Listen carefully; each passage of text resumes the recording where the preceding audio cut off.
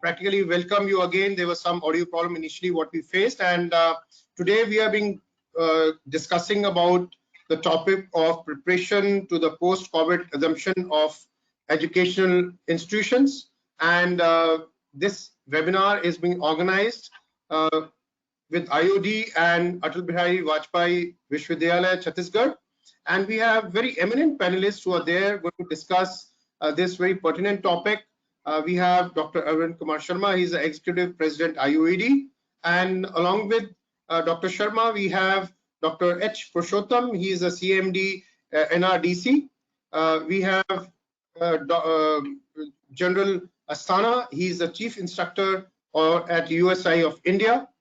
We have Dr. Brigadier Varghese Abraham, he is the Dean, Hyderabad Institute of Technology and Management, HITAM, and former VC OU Indore and SVU UP. We have Professor GD Sharma, he's a Vice Chancellor at Atal Bihari Vajpayee Vishwavidyalaya, Bilaspur, Chhattisgarh. We have, in addition, we have Dr. Jagannath Patnaik, he's the VC at ICFAI Sikkim, and Dr. Sudhir Gawane, he's a VC MGMU Maharashtra. And we're going to be talking on the topic of the education sector, which is so very important for us right now, and how do we take it further. And what we are practically trying to say is that we want to bring in those very points which are so very important for all the educationists who are there. And as we all know that, the COVID pandemic has posed a massive education experiment for all of us. Nearly all teaching and learning in India through higher education has shifted online in the space of a very few weeks for an indefinite period of time. The coronavirus has given us an opportunity to optimize, and as different sectors begin to grapple with the long-term ramifications of the current crisis, the possibility of enhancing and diversifying workforce skills through remote learning options remain a stabilizing constant. The need for more robust and coordinated effort is greater than ever now. Online education has shown to be our resilient system. There is no substitute now for it. So those being the background of what we are trying to see, and what we are seeing is that the COVID-19 still will pass, the virus will recede, but how we are going to be looking the situation after the virus goes off. Okay, it has actually posed a lot of opportunities after the danger of COVID-19 has passed, right? And how will the universities and colleges worldwide respond to the residues? With this as a broad, platform for the discussion, I will now request Dr. Arvind Sharma to come and give his opening remarks. Dr. Arvind Sharma is the Executive President of IOED. Dr. Sharma. Good morning, dignitaries and all my young friends from various colleges. Firstly, I would like to express my heartfelt thanks to the whole team who has been working hard for arranging this wonderful webinar. Thank you, Colonel Inderjit Singh Bararaji, for moderating this session, and other panelists for accepting the invitation and taking out time from their busy schedule. The maiden webinar of the IOD was on virtual education. Today, webinar which is the IOD has organized in association with the Atal Bihari Vajpayee University, Chhattisgarh, will bring light on preparation to post-COVID assumption of educational institutions. I wish all the luck, everyone, and looking forward for wonderful discussions during this webinar. Thank you. Thank you. Right, sir. So, thank you for your opening remarks, sir. And I will initially request Dr. Abraham to come up with the viewpoints of how we are going to be post-pandemic. What are the kind of situations which we are anticipating? How are we looking at the challenges and the issues which are going to come up? So I'll request Brigadier Abraham to share his views on this particular thing. I'll share the slides. Just one second, sir. Thank you, Jason. Very good morning to all the viewers. It's a great thing that we know the many challenges which has there in while we are resumption of the higher education institutions. If you go over it, we know that there are some visible ones, invisible ones, and these challenges, I just tabulated it. Can I have the next slide? I just tabulated it to know that this visible one is very know that we know how to react, whether it is facility in an operational readiness, social distancing, supply chain, travel restrictions, communication and change of management, personal hygiene, student and strength. These all things, there are directly we can plan something in institutions one by one. I will go over, and rather than this, I will come back the invisible one in detail. Next slide.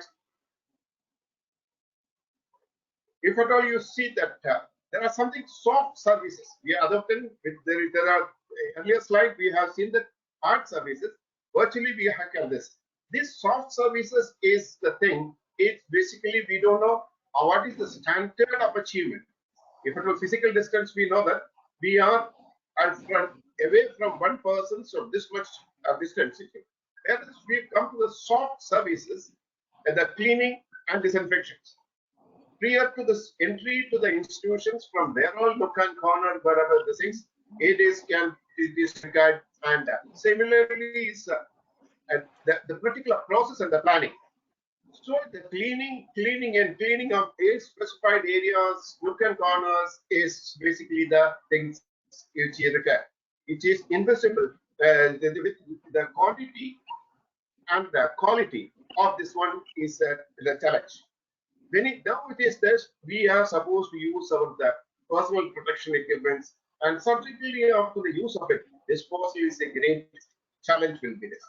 Yeah, that's same. If you come into the all system of institutions, whether the housekeeping and its tools also do have to be sanitized. That is basically the physics. And it has to be a proper schedule to be done so that we are going to invite many lives into our institutions. And as you know, the students, they cannot of higher education, they normally go back to the cafeteria because they get up and long hours of studies. In the transport operation itself is what is supposed to be done for a particular amount of seats. It has to be aft, and the three-seater can only accommodate 2 seats. And subsequently, what all in the balance, what all things they should carry to the institutions is another guidelines to be given to each person, including the food items, everything is to be there. Similarly, whether it's whatever things, whether it is mail or whatever things is coming externality to the institutions, and also to be there. Coming back to the horticulture, it is a need of any institutions to keep your environment clean. It's mandatory that including those who are working with us should be able to be very cautious. Can I have the next slide? Yes, sir. If you, this, when you say that, if it was something, these are the requirements, the precautions which you are supposed to do it. Whereas, if you see the physical protection, whereas these all things are self-explanatory, whether it is personal hygiene, general food and safety advices. What normally the students have got a very good habit of sharing their food, taking their foods to the classrooms, and this all things we know because it's very students' tendencies is that whatever you say they will do in a hidden state. That similarly is that the mask, what is the mask, how much time there is, what type of mask to be used, how many days they can use, is it rewashable? Similarly, this. And the more important thing, your first aid was the normal day-to-day operation is different from what is the first aid required for the processing institutions. We can make SOPs of testing guidelines and facilities at different levels of the task team. We can this. Here we are to mention this. You might have heard of quick reaction teams. Similarly, it is mandatory for institutions local crisis management team for any eventuality. It's also called as local incident response team. is mandatory for to be formulated in this travel and health declaration process. You know it. If at all you come to the office procedures, whether each person's to be temperature screening and any other security measures to be careful in each entry, whether it is visitors or contractors or any external agencies coming into us through the safety tunnel, and whatever the safety things which we can make it, and it is the same as material which is movement in and out also should be equally sanitized before put into use. And this maintain social distances at each level is a difficult thing in a school system. This basically the expectation from a student, whatever you say, the moment you go out, the student psyche is a different thing, whatever irrespective of their age and this. Can I have the next slide? Finally, coming that the most difficult problem is invisible challenges. Invisible challenges, you know that student psyche, in the childishness come irrespective of the age, arguing with all the policies, always they look forward for playing each other, sharing everything, including this, and also they are healthy carriers of the virus. They may not be attacked by the virus, they are not may not have the symptoms, but they are the healthy carriers of viruses. So it is basically that. Subsequently, we have to know that they are immunizations. How does it happen? What are the chemical sanitizers which is healthy and unhealthy? You might have seen now this n number of reports moving around that this chemical is harmful for particular things not to be used, this to be used. Any chemical, if you name it all centers are unhealthy for the human being. Basically, I am worried about the faculties, aged faculties, and also whose immunization system is very bad. And if at all healthy carriers like this in around, the protection of these faculties is very much this. I can understand. Now we are going to open the institutions for the final semester exams.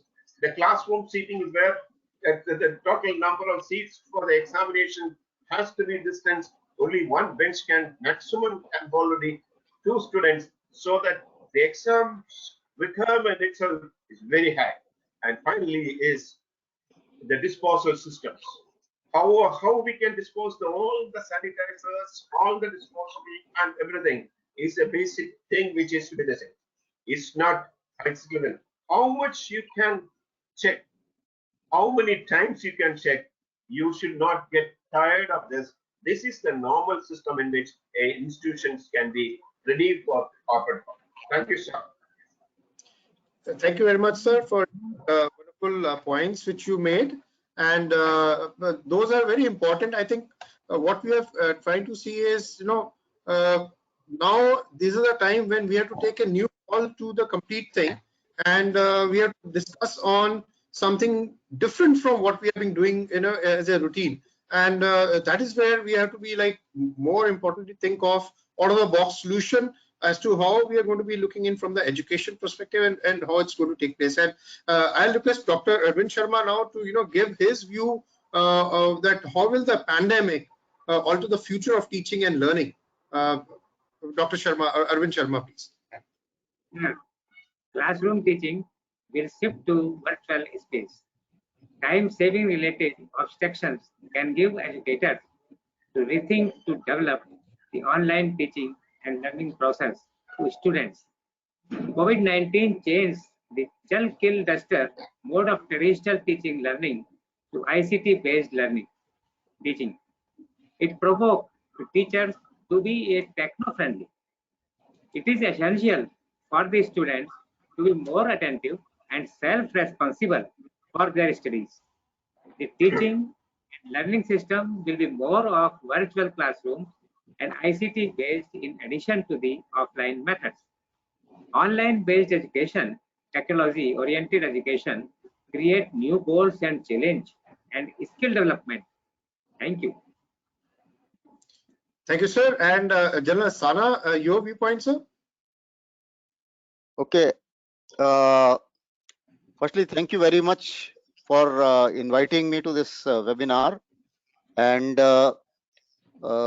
I must say that Dr. Ibrahim has very well given out as to how an executor is challenged and how he is going to execute in various institutes the education as we move on during COVID-19 and perhaps a little later thereafter COVID-19.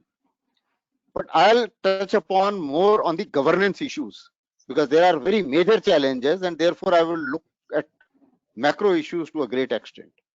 Today, as we speak, more than 54 lakh people are affected and 3.5 lakh people have died in the world. Approximately 1.26 billion people, that is billion students, their education has been disrupted. And out of that, almost 30 million students are there in India. So India education is much more disrupted because of COVID in comparison to anybody else. And the reason is very simple. We do not have the luxury of computers with everybody. And therefore, the transition to ICT education was very difficult for us. The country was not that well prepared for this transition. But the fact is, the way we are transforming, the speed of the transformation is much more than what it would have been under normal circumstances. And it will not be too optimistic to say that what we would have achieved in next 4 to 5 years, perhaps we would be achieving in next 6 to 7 months as far as the transformation to ICT education is concerned. Second point I want to make out is that we have approximately 248 million children going to school and 148 million children in higher education. This gives the magnitude of challenge, and this also gives the magnitude of the kind of infrastructure which is required in the country to manage this kind of education as we transform. So therefore, it's not all that easy. Although in 11th 5-year plan, there was a talk of national mission education through ICT. And in that, slowly and slowly, we have something called as Swayam Prabha, which has got almost 1950 courses running, which is freely available in the country. Now, this module is available on televisions. And as I had mentioned last time also, that we have different set of students, and therefore the educationists and the educational institutes have to deal with that in that manner.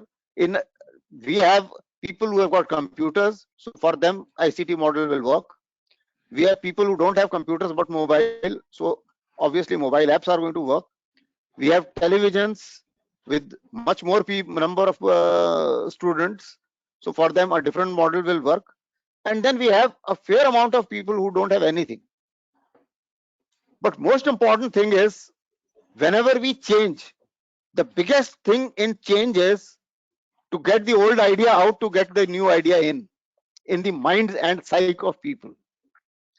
And therefore, we were very much used to the physical way of conducting education. And from there, the transformation requires preparation of the institutes, a number of points which have been covered by Brigadier Ibrahim. We also need the sound electronic bandwidth. We also need the contents being produced as per the syllabus. Today, a lot of modules exist. Even Swayam Prabha may be giving a hell of a lot of things. But the question is it meeting the requirement of the syllabus? The answer is no, because it was not structured because of accordingly. Then we have another problem in India, that we have a lot of variations in terms of language and religion and things like that. So therefore, the education is not purely in English or purely in Hindi. So there a fair amount of education is in regional languages. So how do we take that challenge on? The good point is that if you compare the cost of internet in the entire world, India is one of the cheapest. But then we have to make the best of it.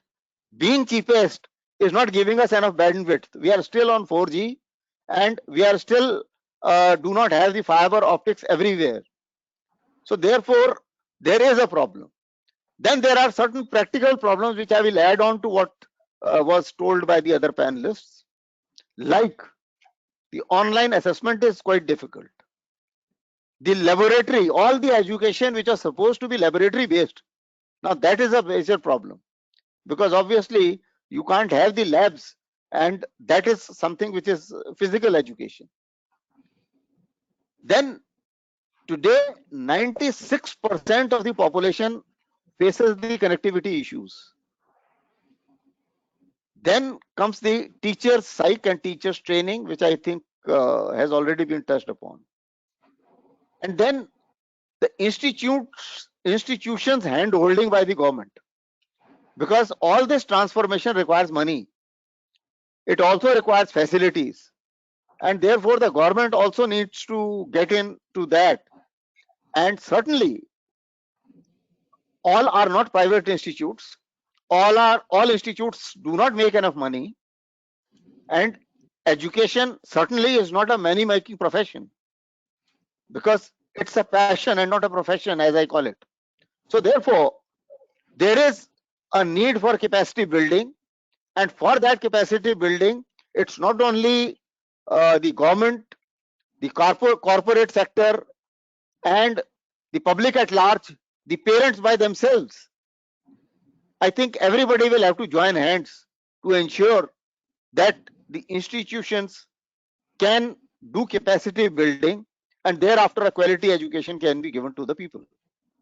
And when I said a large amount of students don't have anything, so obviously the reach to the community centers, the reach to the facilities in the community centers, that will also have to be ensured. And in ensuring that, another challenge which will come in, what was flagged on the slides, the social distancing, and then the administrative aspects which were very clearly given out, which I need not repeat. So these are some of the challenges which I am sure it is said that need is the mother of invention. So when there is a need, the innovations and inventions follow, and I think that is what is going to prompt us and going to expedite our transformation into the ICT education. Thank you. Yeah, yes, sir. So it's a very nicely, sir, you brought out the points, and I will request Dr. GD Sharma, VC, with us. He's from ABVB, and to give his viewpoint on this, sir. Your point of view, sir, Dr. Sharma. If you can unmute yourself and say a couple of words. Okay, no issues, sir. I think there is problem with the audio of Dr. Sharma. So, what has happened is that there are challenges in creating, maintaining, and improving the distance learning, because this is a new normal for us, and demand for distance learning has skyrocketed, right? And we are seeing everybody moving on to different platforms and different portals which have come up for the remote education. That's a new normal what we are seeing. And moving from the classrooms to home at this magnitude and this scale, and in such a hurry, it actually poses enormous challenges, both human and technical. So, what are your views on how do we rearrange the existing process? How are we taking it further? So, I'll first request Dr. Arvind Sharma to give his viewpoints on this. Dr. Arvind Sharma. Sir, online teaching and experimenting with new teaching methods can be seen as an option or alternative methods for getting more knowledge.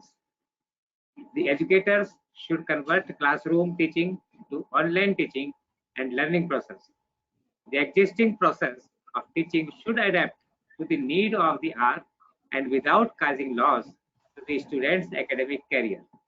Focus on online visual, audio, and interactive sessions. Thank you.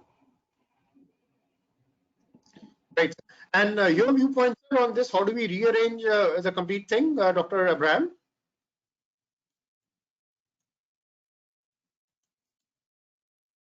Dr. Thank you, sir. Abraham, Thank you for the question. Yeah, how thank do you you- for the questions. I visualize this program in 4 levels. Whenever this is, there should be a mitigation plan.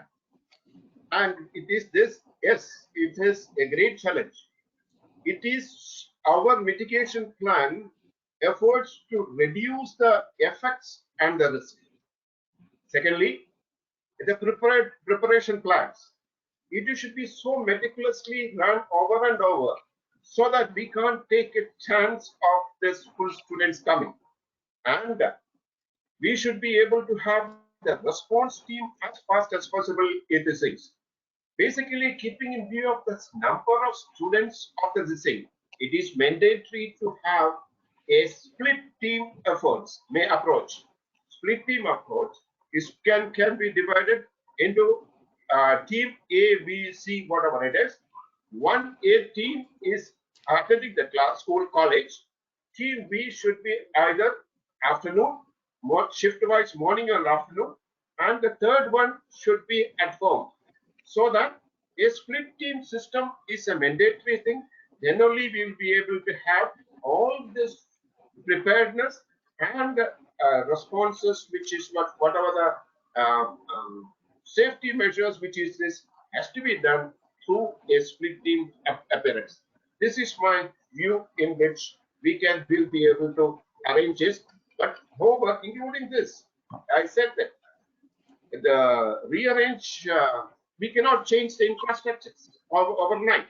It is whatever infrastructure and facilities available to us has to be shared, keeping in view of the strength in different stages, shift, and split decision. This is my view regarding the rearrangement. Thank you, sir. Right, sir. And General Asana sir, and your viewpoints, because you brought in a point of we don't have the technology when it comes to rural India, and we are very badly hit if you look at it in the overall chunk of 1.3 to 1.5 billion students and youth across the globe who are affected by this colleges and university closures, and it's really impacting us in a big way. So what are your viewpoints, and how do we rearrange the complete process to take it further, sir? Firstly, as far as our country is concerned, we have to develop the ecosystem. And in developing the ecosystem, certainly the virtual classrooms and all the tools which are available to us, they will have to be made full use of. Now, when the question which you asked me, that for the people who are poverty stricken and who do not have such kind of facilities, we have kiosks being created in all the villages. Now, in these kiosks, we have the television facilities, we have the communication facilities, and we also have the computers now. The government will have to go ahead wherever the computers are not there, those computers will have to be given. And thereafter, this Swayam Prabha, the ICT education, which the ministry is propagating, I think that will have to be done.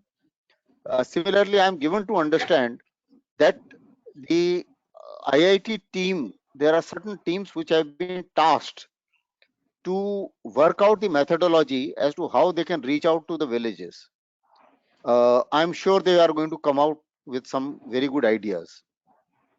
Then we also need, I'll give you an example of how I am conducting courses for the military officers who are on line of actual control or line of control.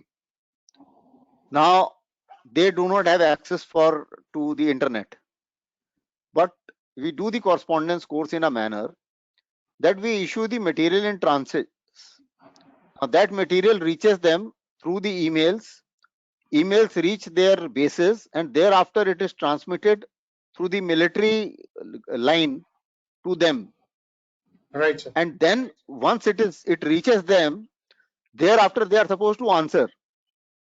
Now those answer PDFs are supposed to come again the same route. And once those PDF comes, and then at some point of time we have these contact sessions like the ones which we are having, and thereafter in that we do the doubt clearing sessions. So with those doubt clearing sessions, a fair amount of things get clarified.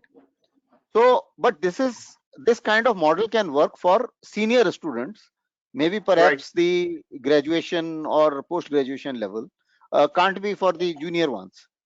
But even for the junior ones, I can see like my granddaughter class 2, they also have education on Zoom, and the mother sits with the child, and the teacher gives them the things what is to be done for that particular day.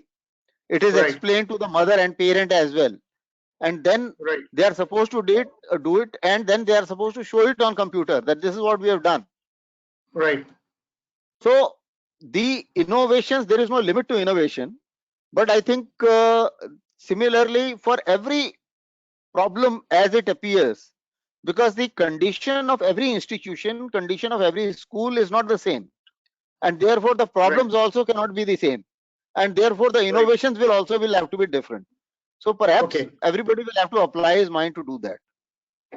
Right. No, that's very important, sir. And it's at this point in time, the kids are learning the new way of education. And so one point which always strikes, with students being able to gain access to knowledge, and there's knowledge in plenty, and even learn, many of technical skills through a few clicks on their phone. So the knowledge is there. The technology-wise, there's all the plethora of information which is all there. On the tablets, the computer, and we will need to redefine the role of teacher in the classroom of tomorrow. That's going to be a big challenge. And this may mean that the role of teachers will need to move forward, facilitating young people development as contributing an employable member of society rather than just giving them the lectures. Because you see, it's going to be a problem is that the knowledge wise, the technology wise, the reskilling of the academia, the teachers becomes so very important. So how are we looking at that kind of challenges which are going to come up in due course of time? Dr. Abraham, sir. Thank you, sir.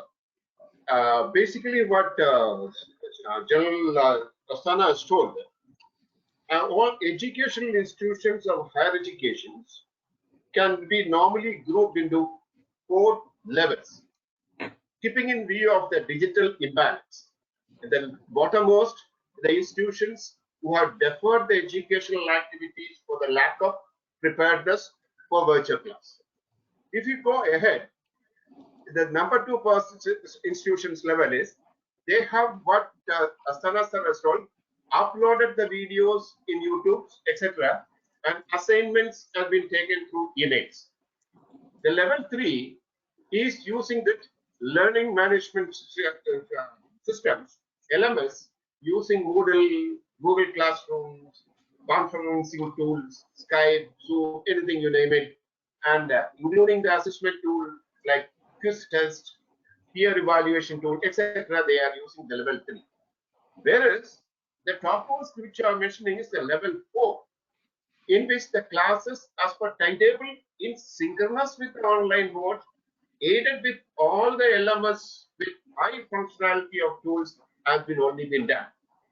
In the present scenario, if at all have you have a look of it, we have almost every higher education system, a semester has ended. We are only looking forward for the examination point of view.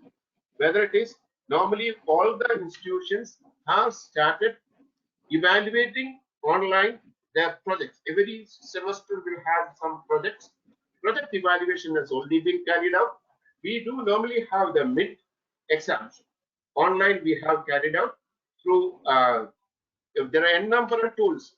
What our institution is using is Edmodo tools, in which all this thing can be at a time.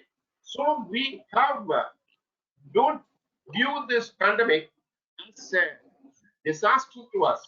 This was a great step for us to learn something new. We have done it. That is the greatest things, the challenges we have taken, and we have achieved something. This is my view regarding that. We are not a loser by this pandemic. We are a gainer by this. That's what is a stepping stone to our success. Thank you, sir. Right, sir. And General Asthana, sir, your viewpoint on this particular aspect of it, sir? Able to I would hear, yeah. So I think I'll request Professor GD Sharma also to join in. I think we had a problem with his audio earlier. He's on the audio. Sir, Dr. Sir, your viewpoint, sir? Hello, can you hear? Sharma, sir. Yeah, we can hear you, sir. And if you can switch the camera, that will be really great. We'll be honored that way, sir. Actually, I have connected with this smartphone, but the video is not coming. Not an issue, sir. I think we were having the problem with your audio earlier. So I think that will be great. At least your viewpoints on this particular point, sir. Actually, as this pandemic is continuing, and most of the students, teachers, and staff, and also the institutions, they are not sure that how long this session will continue. And because most of our institutions are having face-to-face teaching learning, so this cessation of face-to-face teaching and learning in higher educational institutions has left all the students and teachers and institutes in uncertainty, without knowing that how long it will continue. So Right. the learning continuity and is discontinued, and daily life cost has increased. Particularly, it has caused financial burden, and it has created a new demand on virtual teaching activity. So Okay. many institutions have started this teaching through online, but because of the lack of infrastructure in rural India, most of the students are out of reach. The teachers are also having great impact of this pandemic significantly at their workplace, both academically as well as professionally, because their research activities are impeded, and also all the higher educational institutions may not have a strategy for the continuity of the teaching, except few. Similarly, the non-teaching staff, there is pressure on curtailment due to financial burden, especially in small and private universities. And those who are on contract, whether teachers or non-teaching, they may be terminated if it continues for long. And face-to-face teaching, which has been in cessation all over the world, it has also disrupted the functioning of higher educational institutions, especially on the mental health, academic activities, and financial activities. And this long-term cessation, if it continues, then it will affect the next academic year, and ultimately it will demand to shorten the academic calendar year, and there may be cut in budget in higher education, resulting in financial crisis. So in terms of policy responses, country may lead to the administrative measures to safeguard the operation of the system, financial resources, and also the provision of resources to continue training activities. Another area of concern will be health front, both psychological, mental health of students, teachers, and adjustment of academic calendar, research and development activities to mitigate pandemic and to generate continuity in teaching activity, Right. maybe through online, bibliographic methods, technological resources, and also socio-emotional support to university community. Therefore, there is a need of review to current regulatory framework, which is required to create a policy matters both for government, MHRD and UGC to ensure structural measures, time preparation also, even if lockdown is over, for face-to-face teaching and redesigning of teaching and pedagogy for learning. Therefore, government and higher educational institutions, they have to plan a strategy. Right. From government side,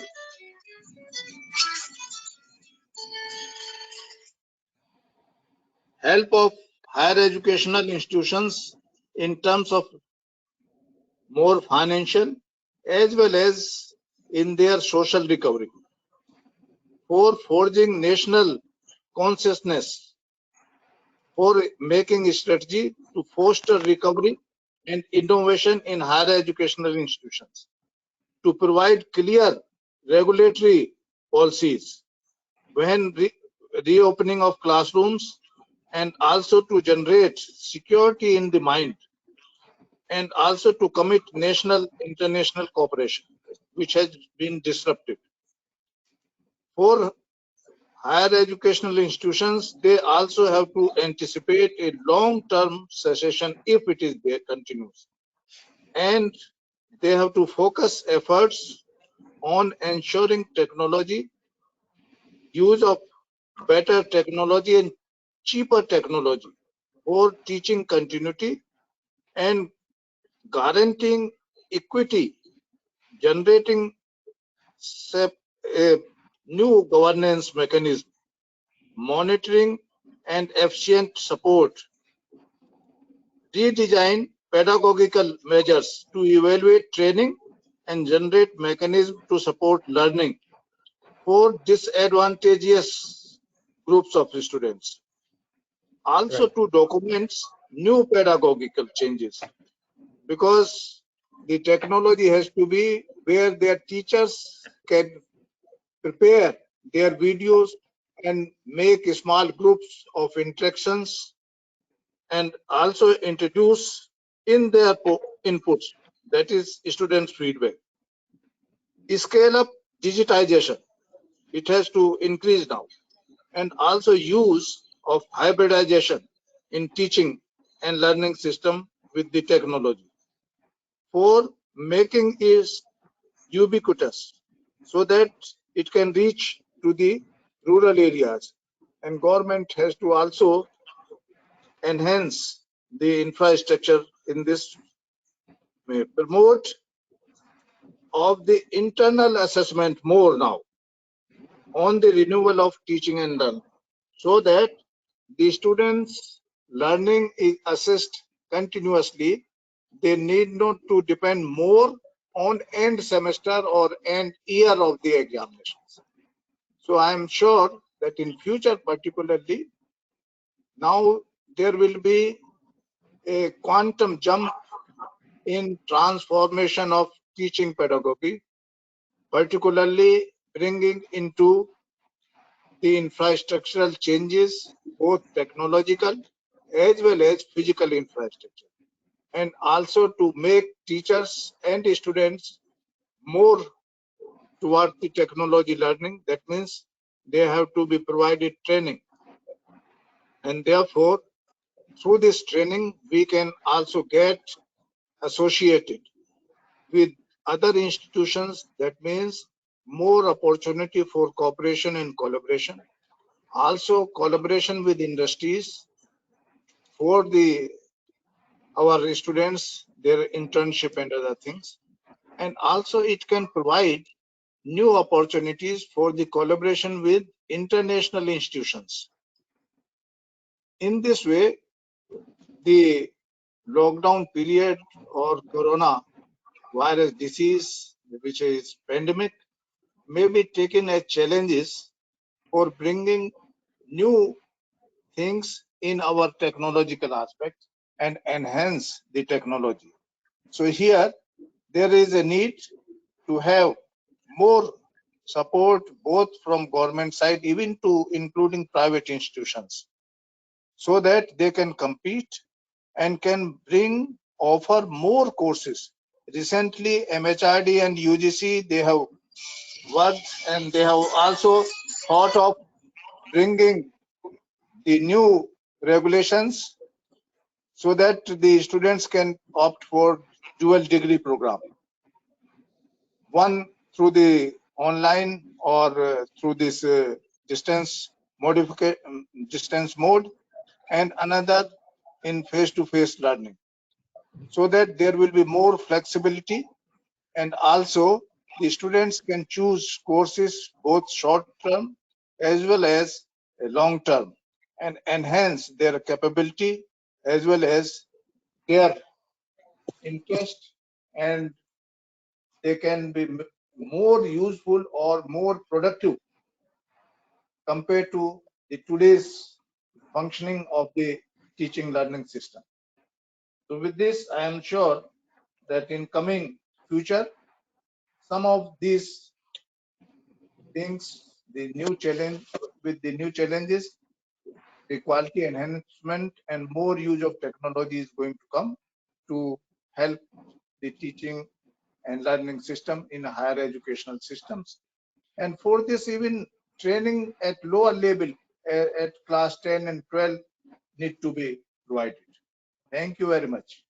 Right, sir. And in fact, sir, you brought in some of the very important points at the national level, at a strategy level, at a framework level, where you need to really work on it now and give it a new thought process in the complete education policy of the country. So how are we Yes, going to address this kind of yes, situation? because new education policy is coming up. It is in draft form. Sir. Therefore, there should be now feedback taking into account of this pandemic, Corona-19. Earlier, yeah, because earlier the distant education was one of the norms of the education, but now the virtual education is the new normal, and Yes, that is here to practically, everybody is moving on to the virtual education, and it entails both the students as well as the teachers to kind of align themselves to the education system. So that is a new normal, which is now what we are seeing, sir. So that's going to change the complete ecosystem for the students as well. I will exactly. request Dr. Yes, sir. You are right, because you might have seen that UGC is going to allow 100 universities for online courses. Yes, sir. Earlier, it was only 5-6 universities which were allowed, and a lot of criterias were there. I think Yes, not sir. only 100 universities, more universities have to come for this virtual education, and this will also help to enhance our GER in higher education, because with That's the right.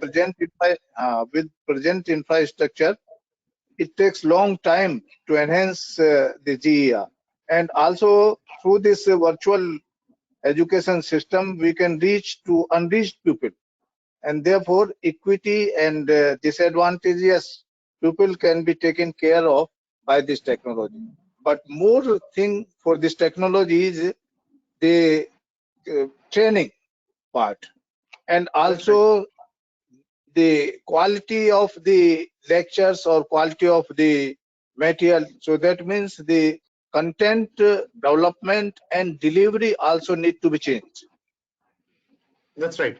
So because it's going to be a totally different content which has to be there. And sir, while you were on mute, I was trying to ask a question as to, there's a challenge now with the students having a similar kind of access to the technology and the material, and the teacher also having a similar kind of access which is there. So how do we really align that so that the teachers do have an upper edge on the students when they're teaching on the virtual platform? Certainly. So this will also result into the cost, That's right. because to provide the technology, you need some instrumentation, you need infrastructure development of such training, and students also need to be provided the access You're right. things. So this will also be involving extra cost, That's right, because sir. some of the states, they were providing this laptop and the smartphone to students, and but all the states are not providing. So That's right. there should not be any technological divide among the students. So Now the there digital will, divide, which yes, sir, the digital divide, General Asthana practically brought out, and he's been bringing yeah, out on different forums between the rural part of India and the urban India, where we are finding that that's a major challenge what we are facing today, sir. yes.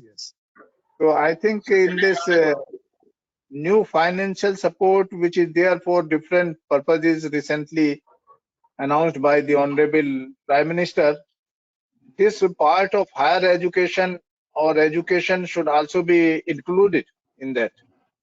Right, sir. Perfect. Can I Perfect have a point, sir. point? Yes, sir. Please, sir. Yeah, it's my say here's ideally brought it out. What IOED is doing as on today into propagating our GER of India. India, we all know it. The youth from between the 16 to 25 years is around 35% of our total population. But our GR of India is only 25%, which is half of even China, whereas South Korea is 93%. IOED is through this of awareness is doing a great job. And another thing which has been brought out very nicely is that blended pedagogy is a mandatory thing. It is mandatory that we have to get into it. And MHRD is doing a very wide and very nice things of dishing out many courses either through Coursera or NPTEL to enhance your skills at wherever time and whatever places you are. That's a great thing which all is doing. And final thing which he has mentioned is we got Unnat Bharat Abhiyan, UBA, which is the government is really sincerely brought it, and many of the institutions have adopted many villages to develop through the SWAYAM activity. Many villages have been enhanced through the skills of living standard and facilitates the educational awareness. These are the great things in this MHRD and the central government, UGC and AICT is doing as on today, countering this ill effects of COVID-19. Thank you, sir. Thank you, sir. Very relevant point, sir. I'll request now Dr. Purushottam. He's a CMD NRDC, who's also with us, and unfortunately, he was not able to join because of his problem of the video and the audio. Sir, I'll request you your points on how the future is going to be as regards to virtual education is concerned. Dr. Purushottam, I'll request you to unmute yourself, sir, and if you can convey your points, sir. Are you able to hear me? We can hear you, sir. Yeah. I would like to thank at the outset Dr. Arvind Kumar Sharma ji, the Executive President of IOED, and Dr. Jagannath Patnaik, the Vice Chancellor and ICFI, Sikkim, who is known to me for quite some time now, and all the eminent panel members, particularly Dr. G.D. Sharma. He spoke at length the issues, the challenges, the opportunities. Really is a great talk by you, sir. Really, we got a lot of insights based on your experience. So we are now passing through a great crisis. We are all aware. but we do not know when we will be coming out of this situation. When there will be a situation like post-COVID or not, I am not sure. How long this COVID situation continues, whether a situation like post-COVID comes at all or not, we are not sure. That is the kind of situation we are passing through, but we should prepare to face the situation and come out with a unique solutions for the problems the pandemic is posing before us.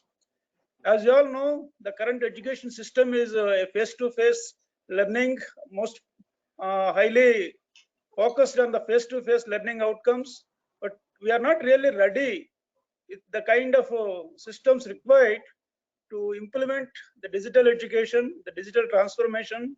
Our infrastructure is not there, like the way we are now facing crisis for the handling the COVID cases. We don't have adequate infrastructure, hospitals in health sector. The same is the case with even in the education sector. As you mentioned, it is a hybrid system, but in some good institutions of national eminence, they have some kind of a digital infrastructure, but most of the universities are not equipped with such kind of a digital infrastructure. Even if you have a digital infrastructure, the other challenges like uninterrupted power, the bandwidth, and the smartphones, all these things are again a major challenge for us, particularly for tier 2, tier 3 cities and rural places is a big challenge. Because of this COVID, as per UNESCO statistics, more than 1.2 billion students now are at home because the schools, colleges, universities, from Harvard to IITs, everything has been shut down because of this lockdown. Really, it is a big challenge. Because of this challenges, our students are going to face enormous problems. First of all, there is no clear-cut timeline when they are going to get their degrees. And because of this, their higher education is going to be affected. Many students would like to go abroad for higher education. Because of this COVID situation, all these things have come to standstill. Many job offers which were given by the companies, they may be also now put on hold because of all these things. Really is a very, very big challenge. It is a need for all the intellectuals in the country to come forward, deliberate, to brainstorm, and come out with a good strategies how to address this challenge. I am sure our people, the intellectuals, have got that kind of a capacity to find solutions. Even if you look at the way India has handled the COVID-19 situation, is appreciated by the World Health Organization and many countries. So because of this, India is known for its management skills and management capabilities. I'm sure with all the intellectuals who are working in this domain will be able to find out a suitable solution so that our students will not be affected because of this COVID. As I mentioned to you, every challenge also brings an opportunity. There is a silver line in every cloud, that is what our people say. So what is important is that now, how do we overcome? As Professor Sharma mentioned, there is also need to adapt to bring a new normalcy. Particularly, there is a lot of pressure will be there on the regulatory. The regulator has to come forward and put the rules, regulations to handle this situation, particularly the e-learning, the distant learning, or the digital learning. These are all very, very important. We are only, bulk of our education system is only based on the face-to-face learning. We were not having that kind of a infrastructure to offer digital learning. And because of this lockdown, lot of stress on the parents, lot of stress on the students. As my senior panel members suggested, I think we need to address those issues. Particularly, the parents have to keep the children engaged, and they need to adopt some new way of learning things so that they will keep their knowledge updated and they keep the things happening around the world in this area. And knowledge is power. It's very, very important. Keep themselves updated. So, as I mentioned to you, every crisis brings us a lot of challenges along with its opportunities. Coming to the opportunities, I see because of this COVID-19, a lot of problems have been created across the supply chains, education institutions. It is also a wonderful opportunity for the students to think how to solve those problems. And it brings opportunity for the students to become an entrepreneurs. So earlier entrepreneurship was forced on them, or people who got passion only, they used to venture into it, but now the problems are around us. So every student has got an opportunity to think how to solve that problem. If he is able to solve that problem, it is a wonderful opportunity to start a business venture around it, to start a startup around it.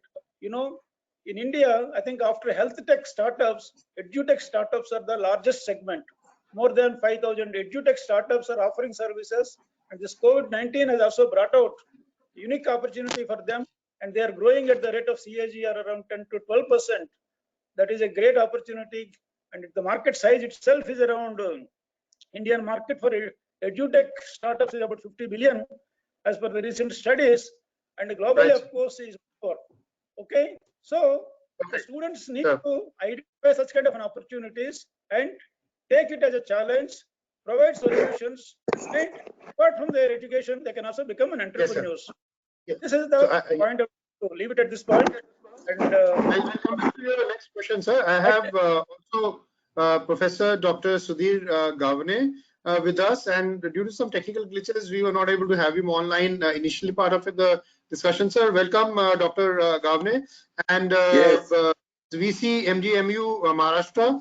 Sir, my initial question, which I was trying to get the answer from everyone, was that with the new normal, what's the future of teaching and the learning, sir? So your viewpoint, sir, if you can have that quickly.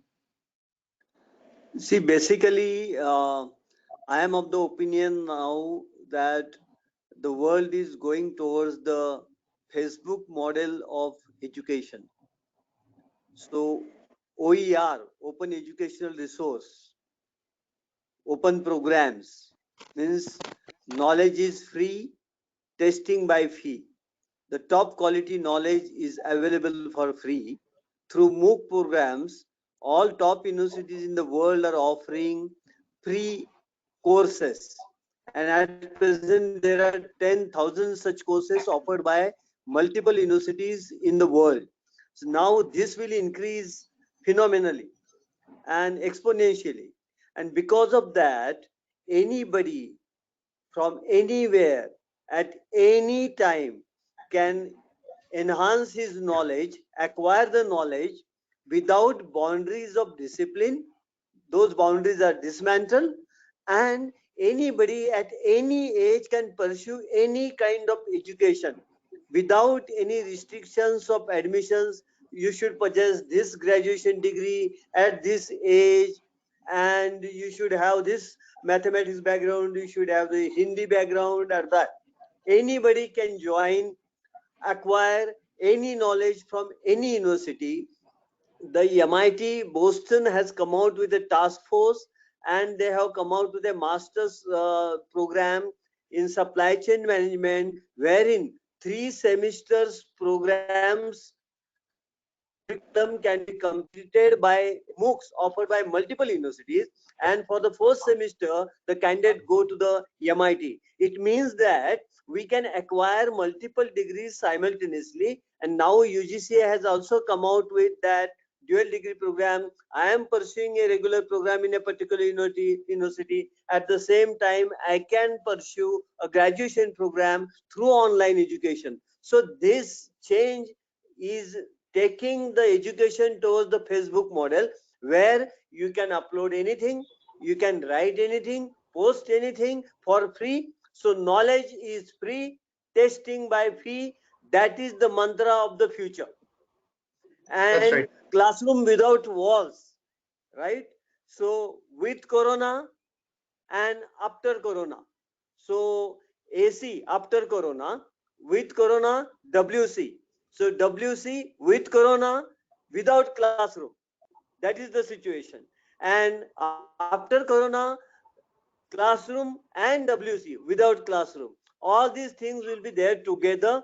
And my personal opinion is there will be a bridge kind of thing, blended kind of thing, wherein at present the technology based education, e-learning. I was vice chancellor of the Open University Maharashtra I know this area, and because of this compulsion of COVID, we have entered into that domain, which is digital learning. Actually, it is called as digital learning. So my personal opinion is that in years to come, in next few years, definitely the IT based e-learning was the supplementary, and it is going to become a mainstream education stream, and classroom education will be supplementary. So knowledge everywhere, anytime, to anybody. So a student, a teenager can acquire PhD degree by his R&D at this early age. I Right. know one instance that Stanford University, one undergraduate girl at the age of 19, she got patent. The things are going to change. So That's right. grassroots researcher, a farmer without any degree can acquire a doctorate degree by his research and patents. This is the future, boundless, boundaryless, and open for all. Democratization of the education is going to happen soon. This is my opinion. Wonderful. So I think you brought in very relevant points of the Facebook model, classroom without the wall, and then the degrees without any the bases which are there. Even a youngster can get into a PhD degree or get into patents, and that's the new normal what we are actually seeing, and that's what we really align ourselves. But one challenge which we are all facing today, sir, is the challenges of measuring and validating the learning. Right. So where we had the examinations, which are say semesters or the tri-semesters or the end semesters, and there was a calendar assessment. There were high-stakes examinations that determine the admissions and advancement to the new education level and institutions. They're all thrown in disarray when the colleges are closed. This is something different what we are seeing, which we had never seen earlier, right? Yeah. And what practically the thing is that the strategies to postpone, skip or administer examination at a distance, is posing a different kind of challenge now, where you're challenge especially the fairness, especially when the student access the exam boards which are there, and that's another disruption what we are going to face, and the assessments results which are going to come up.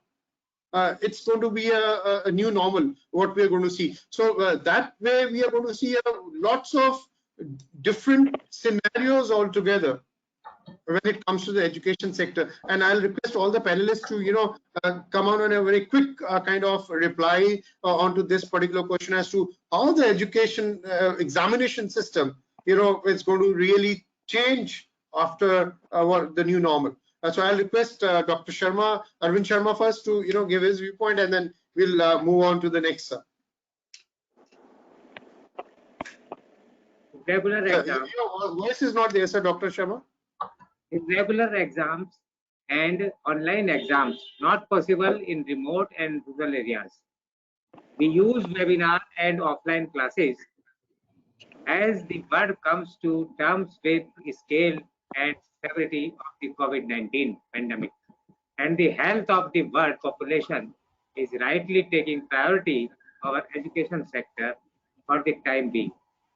But for today's students, the COVID-19 outbreak means a use of learning time and their careers in future years. The financial crisis will have a significant impact of COVID-19 on the following ways. The loss of education is pending for the duration of the crisis, as well as the resulting additional cost and the expected downturn in future financial resources available to education sector. We can revise the syllabi first so that the delay of the academic session 2021 may be compensating. Technological improvement is immediate requirement of this sector. Government should take steps to lay down the internet services in colleges, even in remote areas.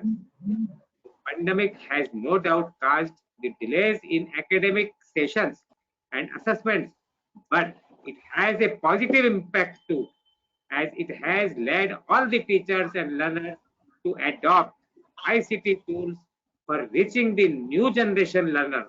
Thank you. Right, sir. And Brigadier Ram, sir, your viewpoint, sir? Exactly this. Yes, evaluation is a challenge as on today. It can maximum can have any of the credit system which is practically indirectly means an open book system in which the technology in which application should be assessed from the students.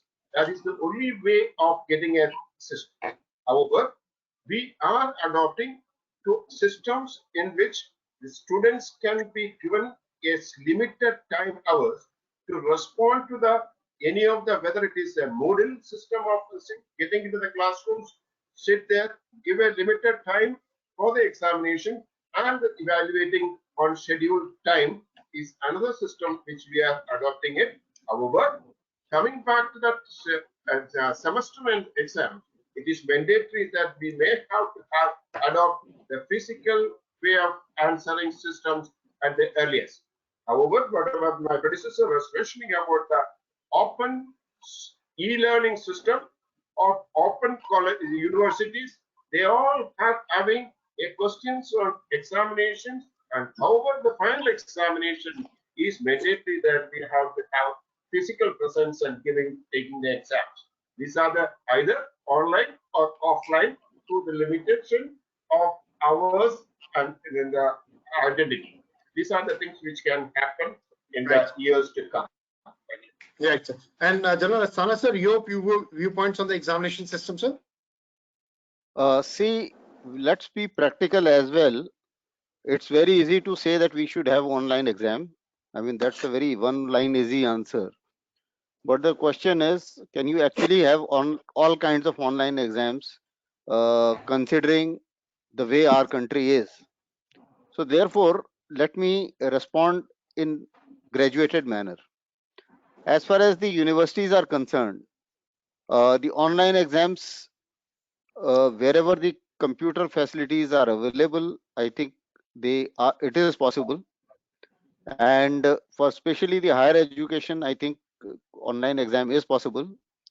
Even as I mentioned, I was giving examples of the military officers as well. We are conducting online exams, and our correspondence courses are being conducted online. Similarly, as some of the panelists also brought out, there was a time when the physical education, now that we are transforming from physical education to the online education and the distant learning education. Earlier, distant learning education used to be considered as a not so, shall we say, not so good as compared to the physical education, because physical education students used to get higher priority as far as placements are concerned. But now I think this is going to be a new normal, and therefore there is an online methodology of the testing as well. Now, till the time we reach that stage, till the time we have the capacity building of the institutions as well as the examination conditions and the examination bodies, we will have to go for a hybrid model. At some places online will work, some places online will not work. Secondly, there is another serious problem which so far nobody has spoken about it. That is, there is a fair amount of material available. As I mentioned, the UNESCO has got its hubs. They have got their global centers, they've got their regional centers. Then somebody talked of, and I also talked of the UGC coming out with the model. Then we also talked of the Swayam Prabha model and all those things. But the fact is that you have a syllabus, and your university people have to, your teachers have to actually convert that syllabus into an online module. It has to be a ICT module, it has to be a mobile module, and in that mobile module it has to become a WhatsApp module, because for the student the info overload is also very much there. The moment you go online, the moment you go on internet for the same thing, you get so much of information that you find it very difficult to sift. Now let the teachers be trained to sift, and sift as per the syllabus what is required. because there is a particular course which you are doing, and the course has got employability subsequently. So therefore, converting that into e-content, converting that syllabus into a e-content, and in a manner that it is transportable to the man who is supposed to receive it, and then he is prepared for that particular content to be able to give exam. That is an exercise which I think the faculty will have to do. So faculty will have to be trained, and faculty will have to perhaps put in a fair amount of effort for doing so. Then we come to the school education. Now, school education, again, it will have to be a mixed model, because when it comes to international schools, yes, there is a computer facilities available, and children can afford a lot of things. So it may well happen, but when it comes to government schools, it may not happen in that manner. So therefore, it will have to be a mixed model, and let's not be pessimistic.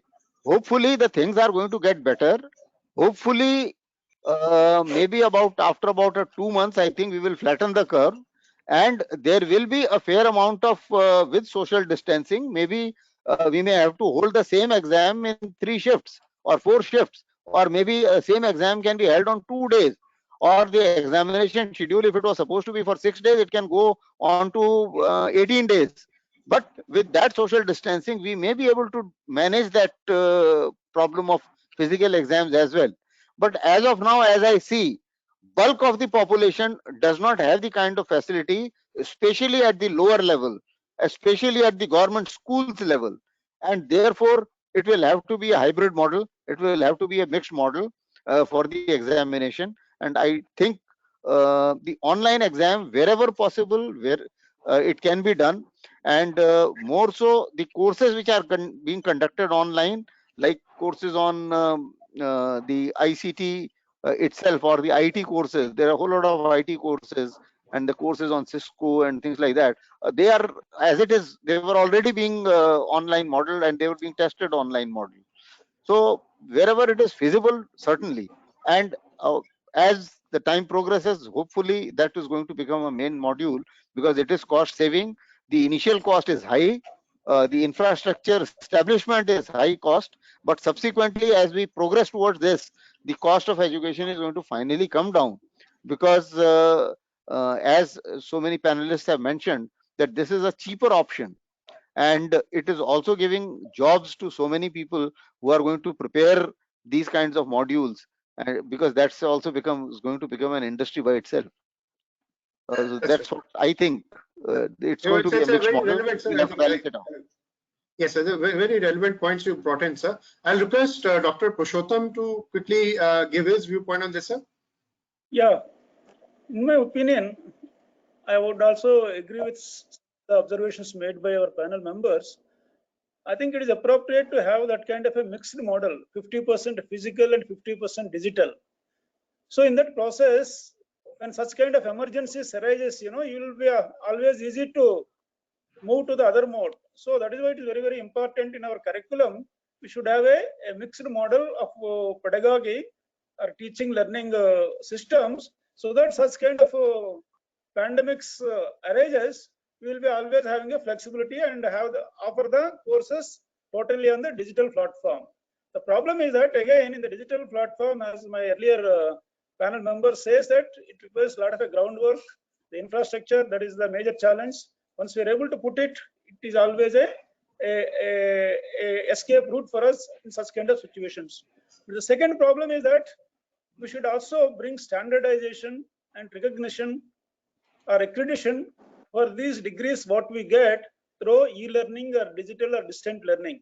See, as my earlier panel member mentioned, always in our society, we give much priority, weightage for a face-to-face physical learning. A degree obtained by attending a classroom course is always weighed much better than a distant learning or e-learning. So there is a need for recognizing those degrees as well. And one of my earlier speaker also mentioned Harvard, MIT, and all, they're giving a lot of courses free of cost. But only when you want to get a certificate, you have to pay and take the examination, pay huge money and get the certificate. But will those certificates will be valid in our India? So there is a need for a regulatory framework to recognize such kind of open learning degrees also should be accredited with the equivalent to the Indian degrees or the physical degrees.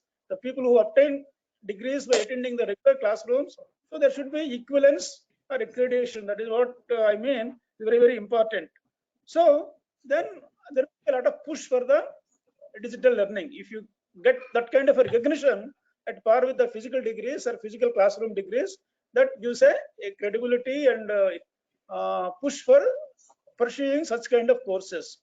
So these are some of my observations, and I Right. thank again the organizers Sir. for giving me this opportunity. One point I would like to mention here, at NRDC, ours is a National Research Development Corporation under the Ministry of Science and Technology, Government of India.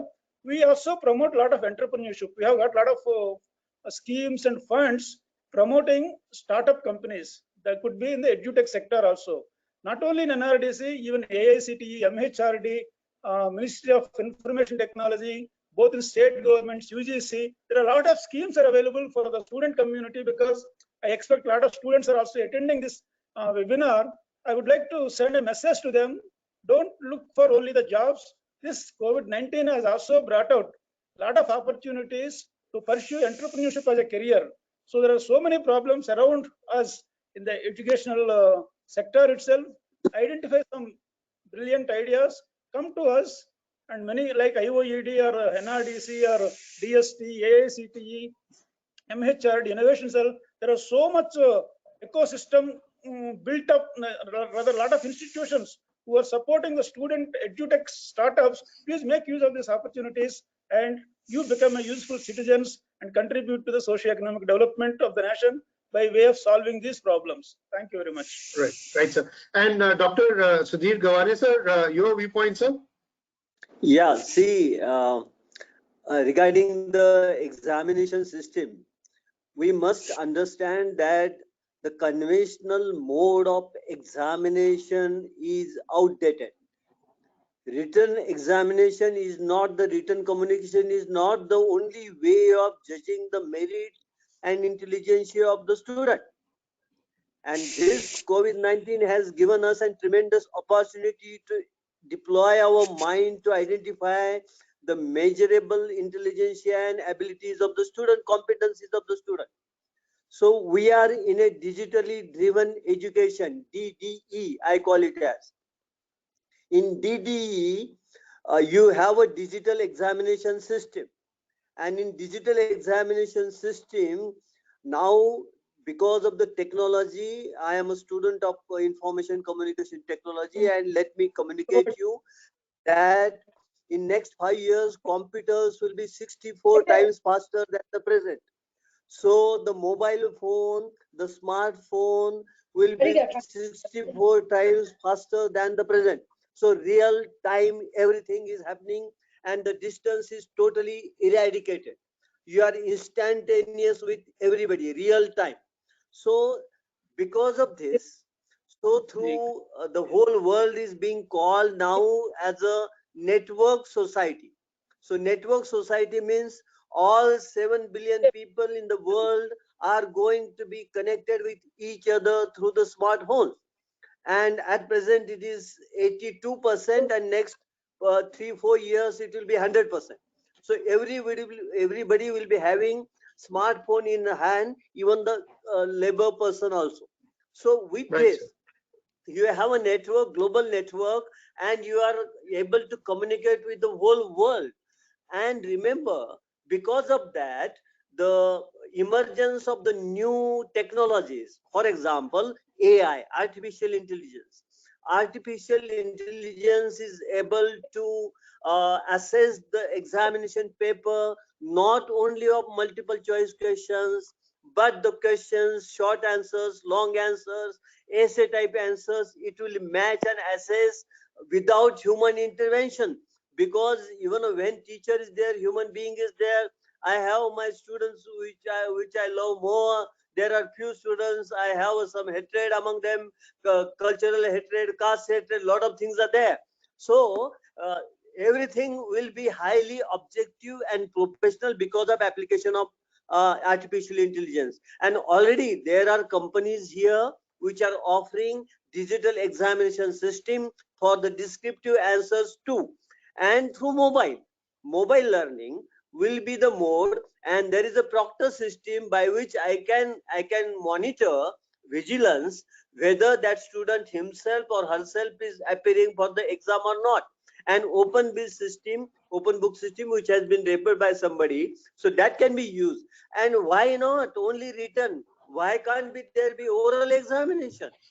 Oral examination is also possible. Why can't we Right. take oral examination through mobile? So mobile learning, digital learning, using the low-cost tools is possible, and there is a triangle in education system, be it school education or higher education. For school education, robo-based learning, R-learning is there. So robo will be teacher's assistant in the classroom. So it will monitor the mathematical assessment done by the solutions done by the student. It will move in the classroom, and Korean Technology University is already into this, and they have implemented this. So adaptability is there. Then affordability, adaptability, affordability, equity, and ubiquitous. It is everywhere available. So because of the democratization of the technologies and because of the democratization of the education, COVID has given impetus, strong impetus to improve our higher education system, make it more workable, make it more democratic, make it available to everybody anywhere in all languages of the world. The domination of the English will go away, run away, because people will create content into their own languages and protect their culture, protect their nation, protect their systems of education. So every new thing is going to happen and emerge. Let us be positive for that. And our teachers, all teachers have to be trained to be a e-teacher. Only then things will move. Students are already in the technology. We teacher have to adapt to that. It is our fault, not of generation fault. So ODL, open and distance learning, is going to be a mainstream. About the quality, people will many respected panel members spoke about the quality. International Council for Distance Education is there. Already they have developed a program of quality assessment of open and distance learning programs. At the same time, the quality of the program will be measured by the skills and knowledge acquired by that student. Now, what I am seeing, all the top multinational companies have entered into education. From LinkedIn to Microsoft to Google, everybody is in education. And if these top companies have entered into education, then that will be a mix of corporate professionalism and the knowledgeism of the higher education system. And this combination, this marriage, I think, will evolve many fruitful children for the betterment of the society. That's right, sir. I think General Sana wants to add a point to it. So I think you brought in the technology aspect, which was practically in a discussion, but that's really important. General Sana, sir. Okay, firstly, I fully appreciate whatever my co-panelist has said, and certainly we look at all the things which are coming new with a positive mind, and I'm sure the next generation will look at much more positively than us, and certainly our teachers and faculties has to be trained accordingly. But let's also be practical in some manner, because there are certain difficulties, like how do you conduct a chemical lab exam, the exam which requires a practical of a chemical laboratory, exam which requires physical education. If somebody has chosen a subject like physical education, obviously his exam cannot be held on computers. So there are subjects, but at the same time, notwithstanding that, what my co-panelist has brought out, that is something which is of future. Today, we cannot also ignore that India is housing the maximum poor people in the world. We also cannot ignore that today you are struggling to give meals to the migrant laborers. You forget about their children and their education. So it's not all that easy, But yes, that is the way to go, whatever has been said. And certainly we will go there, because we are a progressive society. And as I mentioned earlier as well, that when the need comes, the innovations also come along with it. And there is a huge opportunity, and therefore I think we will be able to manage as the exams are possible. But Right, sir. for the time being, given the existing circumstances, because this transformation cannot take place all of a sudden, and that more so when you are in a lockdown stage. So I was yesterday on a another webinar with the business world, and there we were again gauging changes in some different field, and we were all finding that it's not that easy to change over switch gear so fast. But certainly as I mentioned, what we would have done in last 5 years or next 5 years, perhaps in the same field, in the education field and in the digitized field, we would perhaps achieve in next 8 months what what we would have achieved in next 4 or 5 years. So that is the pace which the COVID-19 will bring into us, and I'm sure that will help us out. And everybody, all the students who are watching, uh, I want to tell all the students certainly that our generation has seen this pandemic towards the end of our last phase of our life. You people are seeing it at the beginning of your life. Certainly, you will come out much stronger than what we were during our time. And you would have gone through much bigger and much tougher experiences than what we would have been. And therefore, you will come out as much better citizens than what we are. You will come out much more innovative manner, and you will perhaps design many more things which we would have never thought. Right. So that's all I wanted to say that. Thank you. Wonderful, sir. I think very thought-provoking points which were brought in, all of you, sir. And before we take on the questions from the attendees, I'll just ask one question from Dr. Arvind Sharma. Who are the biggest sufferers as per you in the education sector? Because now this education sector is we are talking all futuristic. We are trying to talk how the things are going to move ahead, but there are pitfalls. There are the challenges which we are facing every day. We know what are the challenges. So there will be some sufferers, there will be some gainers. So who, as per you, are going to be the sufferers of the education sector? Student and teacher both. Students will be biggest sufferer in the education system during present scenario. Obviously, rank of the student is first. The biggest sufferer will be those who don't keep pace with the changing environment and fail to adapt to the change in trends and technologies. Thank you. Right, sir. I will not just take on the questions which are there. We have plenty of questions, so I will not take it in the sequential manner, which I find the good. I think just pick it up and we'll be discussing. One question which is there from Dr. Pratibha Mishra, she says, how to cope with invisible challenge? So anybody who can answer this? Yeah. May I answer? May I answer? Yeah, please, sir, please. Yeah. It's open to all the panelists now. They can just the reply. Dr. Pratibha, thank you for the questions, because see, unpredictability and invisibility is the essence of the technology. And as and when the issues emerge like corona, suddenly zoonotic diseases we call it as, because of we are killing the nature and we are encroaching the nature, so nature is reacting like this. So the balance has gone. So there are invisible challenges into technological systems also. For that matter, for example, technology haves and technology have nots. As our Major General Sir has rightly said, country like India, not only India, 100 countries in the world are developing countries. Least developed countries are 45. So this population of the world is without technological tools in their hand. without gadgets. So firstly, the respective governments had to reach out to them with the technologies and the gadgets in their hand.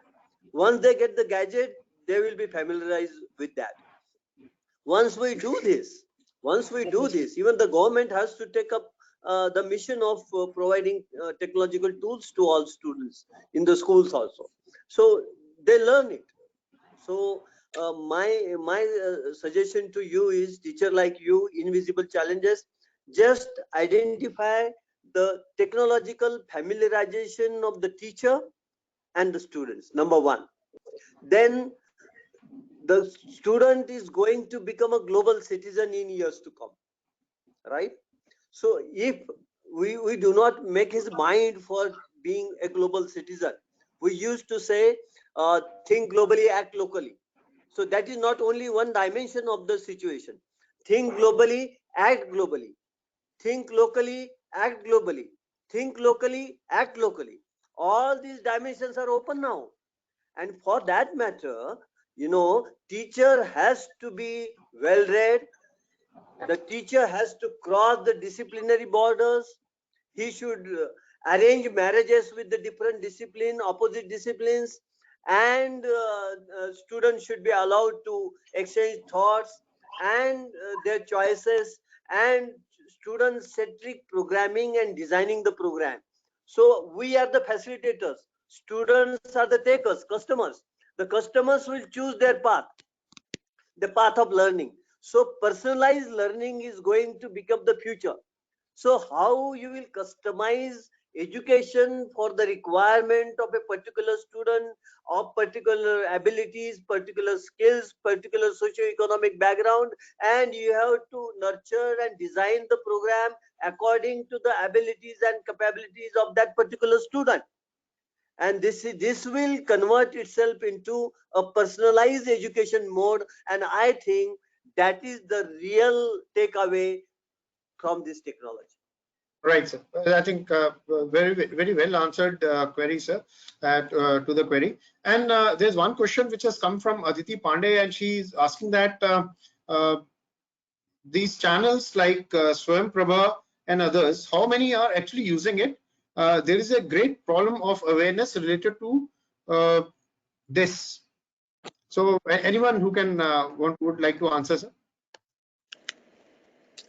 See, can I answer as a university professor and vice chancellor? See, Pandey ma'am, basically we should understand that we were having national mission on education through ICT during the UPA 1, UPA 2.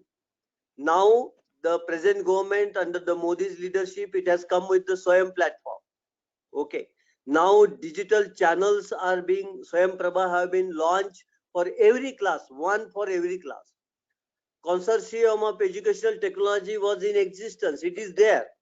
So hundreds and thousands of programs are available, created in India, generated in India and abroad. So what are those programs? Unless and until we teacher know, we educated people know and survey what is available for free everywhere, ubiquitous, then only our student will come to know. Who will reach out? Through media, through teachers, through educational institutions. If teachers are not knowing National Mission on Education through ICT, if they are not knowing Swayam, if they are not knowing Swayam Prabha, it's not fault of the technology or the government or the infrastructure creators. Lot of programs are being offered by Microsoft, Google, and for free. So we should acquire the information and share it with our students, to teachers, and reach out to the public at large, to the parents too. Right. There's another question from Ritika Mehra. I think how to conduct online examination. General Brigadier Abram, I think you would like to take this question up.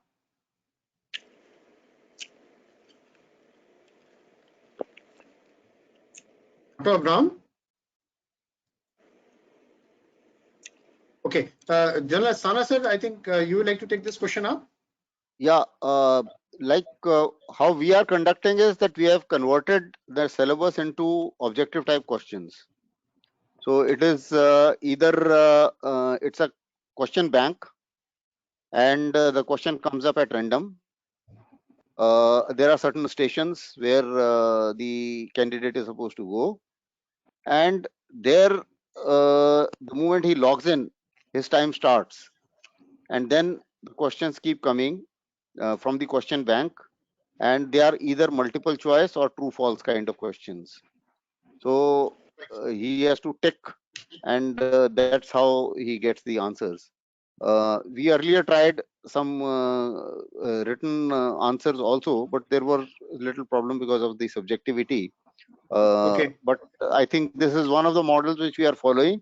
The models can be innovated, and depending upon the requirement, I think different models can be worked out. Right, sir. And Uh, there's another. I can supplement this. Barrera sir, I can supplement this. For Yes, sir, please. the descriptive answers, application of artificial intelligence is being deployed now, and solutions are available at present. So the short answers and long answers, despite the multiple choice question as sir has described, uh, they are there in place. But along with that, short and long answers are model answers are provided to the AI technology, and AI will match that answer technologically instantly, whether it matches 80%, 90%, 100%, 60%. Accordingly, grades are accorded by AI. So blockchain technology, okay, blockchain technology is not only about the cryptocurrency, it is about the data, distributed data. So Right. all these things are going to virtual reality, the augmented reality, the blockchain technology, and the AI are going to be the best available tools and technologies. And there are corporates working in this field, they are ready to assist us. So we should adopt them, we should learn them. Every teacher of ours should learn, understand these technologies. We do not want to become an expert into that, but we should know how to use that, where it is Right. useful. That is what required. Okay. Another question, sir. This is again by Ritika Mehra. The question was, I think we'll take a quick reply on this from General Asana. He already covered that. I am Dr. Ritika Mehra from DIT University, and we are conducting all lectures on MS Team, but to conduct practical are not very successful. Need suggestion for conduct of practical classes. As of now, I think for the practical classes, especially as I mentioned, like physics lab and chemistry lab, it will have to be done physically. The only thing is that social distancing will have to be ensured, and all other precautions which the government of India has been announcing time to time, they will have to be ensured, and you will have to stagger it. Like if the practical time was supposed to be 2 hours, then perhaps it will have to be done in 3 shifts, so that not many people are there in the laboratory. But I and hopefully, let's not be that pessimistic, as I mentioned earlier also.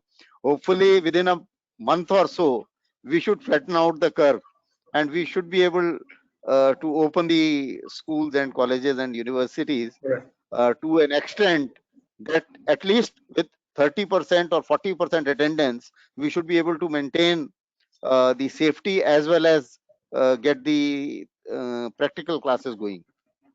Right. Fantastic, sir. And Can I supplement to this? yes, sir. Yes, sir. Yeah. Most welcome. Sakshat is the platform created through National Mission on Education through ICT, and IITs have developed virtual laboratories where we can do the experiments in science. Commonwealth of Learning is also offering so many solutions to this. All technological companies are also providing solutions. So virtual lab facilities is one of the way out to find out solution to some disciplines. But as sir has rightly said, for few you have to become in practice practically. You cannot replace the teacher, you cannot replace the ground, you cannot replace the physical laboratories, but at the same time in a crisis situation like this, in calamity like this, we can find out some solution, way outs, and through that we can work. You can give the practical assignment to the student, projects, and assess Right. the project. Project-based learning is there. Research-based learning is there. Service-based learning is there. So find out the ways, out-of-box thinking, new ways, new methods to assess the quality, practical ability of the student. Right. I agree with you on your point, sir. And one last question I'll take before we wind up, because we have a lot of questions. We will reply to them offline in that manner. And the question is that students are becoming full of anxiety and stress. They don't want to listen to teachers and parents how to provide right direction and reducing their stress.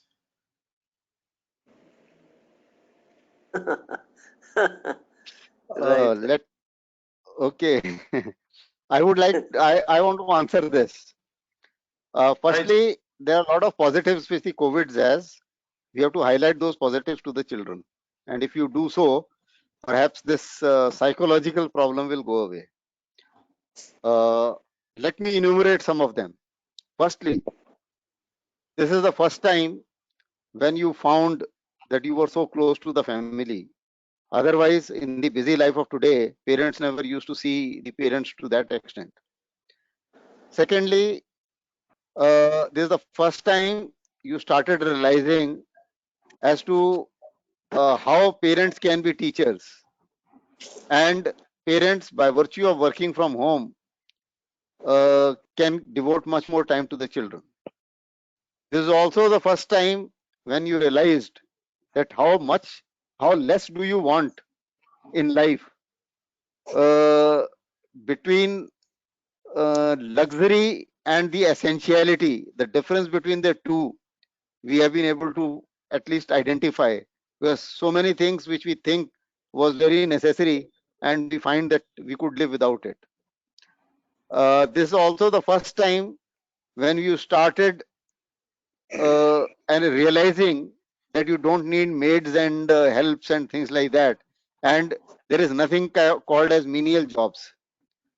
This is the first time when we started realizing that how much these safai walas and the health workers are so important. We also realize that how helpless the so-called the millionaires and billionaires and the topmost strata of the society is when a pandemic like this breaks out, and therefore you learn the humility in a much better way. This is also the time when you realize how you should do things yourself, and if you have to divide the work within the family members, certainly you have to do your own part as well. So there are a lot of takeaways which this COVID-19 has given to us, That's right. and let's, I think, enjoy those, and with And- that positive attitude, it has given us an opportunity to think digitally, to think in the ICT way, and to think in so many ways, which so many panelists have brought out, which we never thought earlier. So I am very sure that we are going to come out much wiser and much stronger after the COVID. And it is also the time when we realized how the climate change can help our world, how a pollution-free Delhi looks like, and how the flora and fauna and also the animals uh, can get balanced out when they are moving in the street and you are locked Yes, in the that's right. houses. That's So it's there are yes, so wonderful, many, sir. there are so many takeaways that how the ecological balance takes place. So I think if we analyze all that and if we start exploring our hobbies, I think we can be very much positive and our psychological problems will go away. I think, sir, with that note, I think we have, it's really wonderful. So many points which have been brought out, so many takeaways from this webinar we have gotten, from the human to skills to technology to, you know, the students examination. I think we touched upon all the very relevant points which are very important for the new normal. And this will definitely, be a guiding factor for a lot of academias and the attendees who are there with us, and they will be all benefited by this kind of knowledge. I thank every one of the panelists, especially Dr. Abraham, General Astana, Dr. Purushottam, Dr. Gawane, Dr. G.D. Sharma, and Dr. Arvind Sharma, and not the least, all the attendees who took out the time to be with us and listen to the complete, proceedings and so many good discussions. Definitely, this will help you all in planning your way ahead, planning the new normal, planning for yourself skilling to the next level. Thank you very much and have a great day, everyone. Thank you very much, sir. Thank you. Thank you. Thank you, sir. Indrajit, how many Thank people you, attended? and thank you for the back end as well. Whoever has been working to make it happen, make this event happen. So our great thanks to them as well. Yeah, Indrajit sir, Yes, sir. particularly congratulations to you for conducting Yes. this. And I was thinking that I am excluded, but you have included me. Thank you. We are going towards the inclusion of everybody into education. Yes, sir. We And always thank you put to all the participants, because without participants, actually webinar has got no meaning.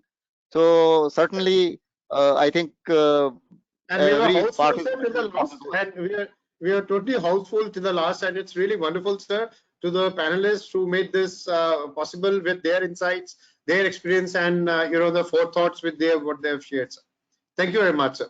Thank you. Thank you very much. Okay, thank you, Bye bye, sir. Indrajit. Have a great day, everyone, and have a great day, Very all the careful. panelists Thank you, Dr. and Sharma. attendees too. Thank you. Bye How bye. many, Bye.